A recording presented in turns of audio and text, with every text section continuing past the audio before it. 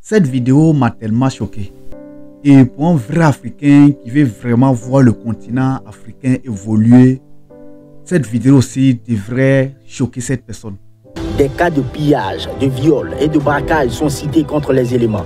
Le bénéfice que vous allez tirer en suivant cette vidéo jusqu'à la fin vous sera bénéfique peut-être durant toute votre vie. Et aussi, ça sera très bénéfique pour notre beau continent africain. Ces personnes que vous voyez là sont des anciens militaires, gendarmes, policiers, burkinabés radiés depuis 2011. Ça fait bientôt 12 ans maintenant. Et jusqu'à aujourd'hui, depuis 2011 qu'ils ont été radiés, ils sont maintenant dans la rue en train de se chercher de gauche à droite. Vrai que cette vidéo va s'appuyer sur les ex-soldats burkinabés, mais l'intérêt de ma vidéo, l'intérêt que vous allez en tirer de cette vidéo n'est pas seulement pour les burkinabés, n'est pas seulement pour le Burkina, c'est pour toute l'Afrique. Et en même temps, cette vidéo va se baser un peu sur la politique burkinabé. Mais la chose à en tirer dedans, la leçon à en tirer dedans est loin de la politique. Et vous le savez très bien avec moi que se prononcer sur les sujets politiques est très différent de faire la politique. Bon, dans tous les cas, quand tu ne fais pas la politique te fait. Bref, revenons à notre vidéo. Je vais vous expliquer l'histoire de ces soldats burkinabés radiés depuis 2011 en quelques minutes seulement. Et nous allons revenir à ce qui concerne l'utilité de notre vidéo. En quoi cette vidéo vous sera très utile. Cette situation a disloqué certaines familles avec des divorces à 30 ans de ces hommes. Certains ont essayé de se reconvertir en veilleurs de nuit ou des boutiquiers. Mais là encore, difficile de s'en sortir. Finalement, c'est sous la gouvernance de Roch Kaboré qu'une aide financière... Comment l'histoire a commencé? Qu'est-ce qui a fait que ces soldats ont été radiés? En février 2011, un élève a été tué par les policiers dans une ville du Burkina appelée Koudougou. Et après la mort de cet élève, beaucoup de manifestations ont eu lieu dans les écoles, dans les universités. Et après ces manifestations, après ces grèves, quelques jours après, les militaires aussi ont en profité pour revendiquer certaines conditions de vie, certaines indemnités, vous savez, comme d'habitude. Voilà. Et lors de la manifestation de ces soldats, des militaires, étant dans la ville, seuls dans la nuit, avec des armes, beaucoup de magasins ont été pillés dans la ville de Ouagadougou, dans des villes où ces manifestations ont été faites. Et comme les commerçants ont été pillés, quelques jours après aussi, les commerçants ont pris la rue aussi, manifesté leur mécontentement. Aux gens, l'État ne satisfait pas les soldats, donc ces soldats-là sortent pour piller les magasins et en même temps, ils ont manifesté contre la vie chère.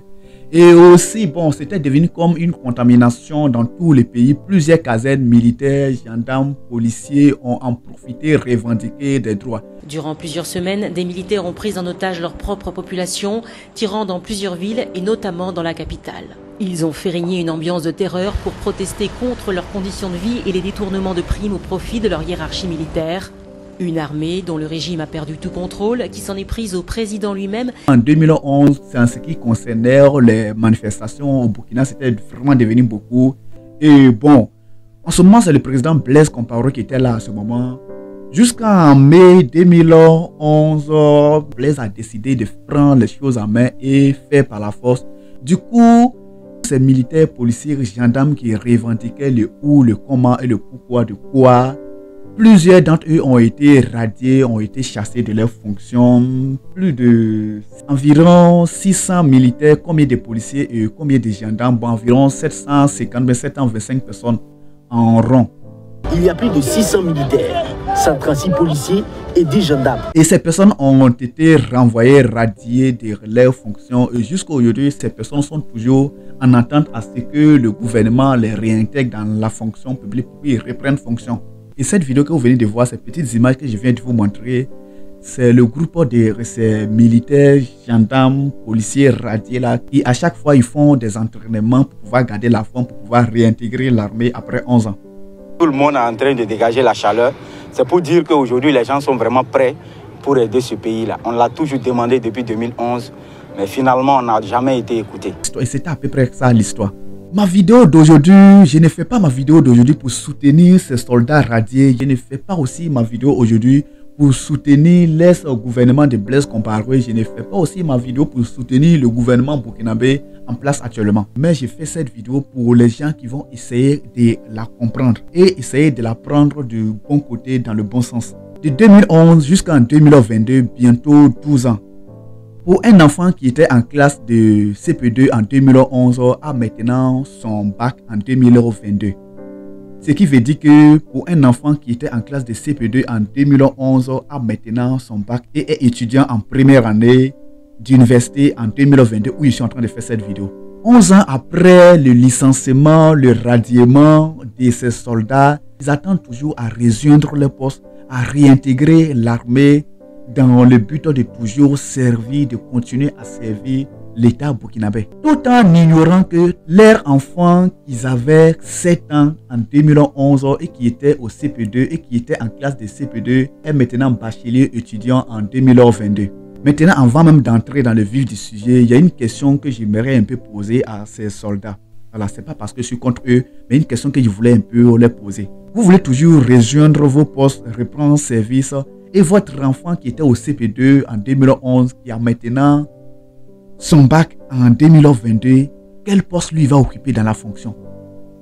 Écoutez quelque chose, 1% de la population de ce monde détient le double de l'argent des 99 autres % de la population de ce monde.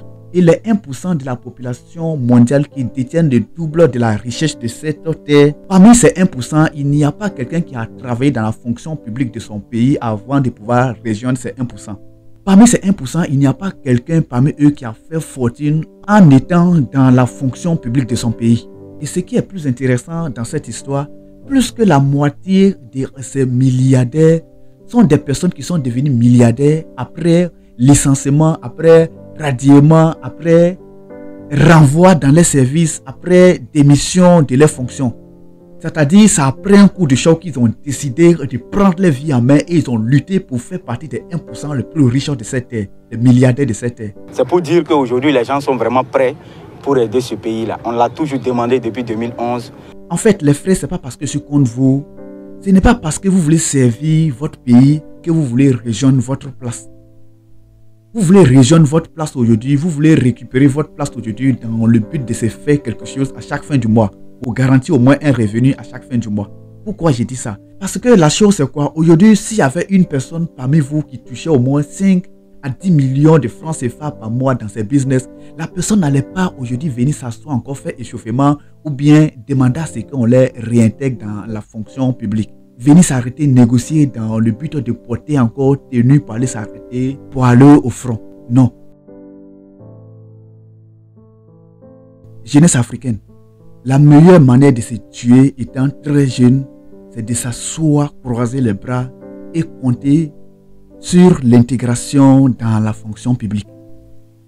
C'est-à-dire, on assis, on croise les bras et on attend occasion pour pouvoir intégrer ou bien on attend le concours pour pouvoir intégrer la fonction publique ou bien c'est la pire des manières de se tuer étant très jeune.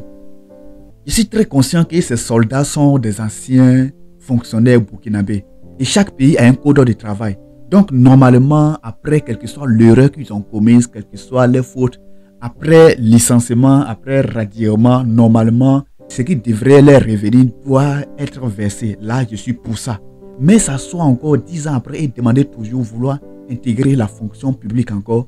Vraiment, c'est la meilleure manière de se tuer soi-même. C'est-à-dire, on t'a renvoyé jusqu'à 11 ans, tu es assis, tu négocies toujours le même poste. Tu veux toujours qu'on te reprend encore dans le même poste. C'est la meilleure manière de se tuer et aussi tuer l'avenir de ses enfants.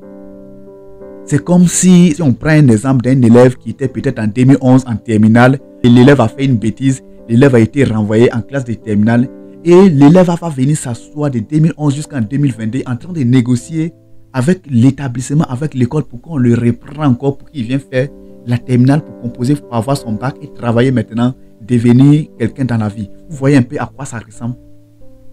Après que ça fait vraiment mal, vous avez revendiqué vos droits, vous avez revendiqué des choses qui vous devraient être versées.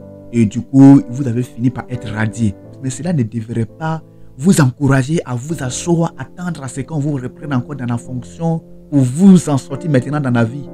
C'est vraiment dommage. Jeunesse africaine, la meilleure manière de préparer sa vie pour vivre à l'aise demain et avoir notre bonheur désiré, avoir ce qu'on veut dans la vie, être la fierté de son pays, être la fierté de son continent, c'est-à-dire travailler pour son pays, travailler pour son continent. C'est à partir de maintenant ne plus compter sur le gouvernement, ne plus compter sur l'État pour pouvoir commencer quelque chose. Oublions nos gouvernements et prenons nos vies en main. Si on veut vraiment vivre à l'aise demain, si on veut vraiment vivre une vie souhaitée, une vie de rêve, oublions notre gouvernement, oublions tout ce qu'ils font autour de nous et prenons notre vie en main. C'est ce message que j'avais à passer pour la jeunesse africaine ce soir. Ne comptons pas sur quelqu'un. Nous-mêmes là, on peut compter sur nous et aller loin.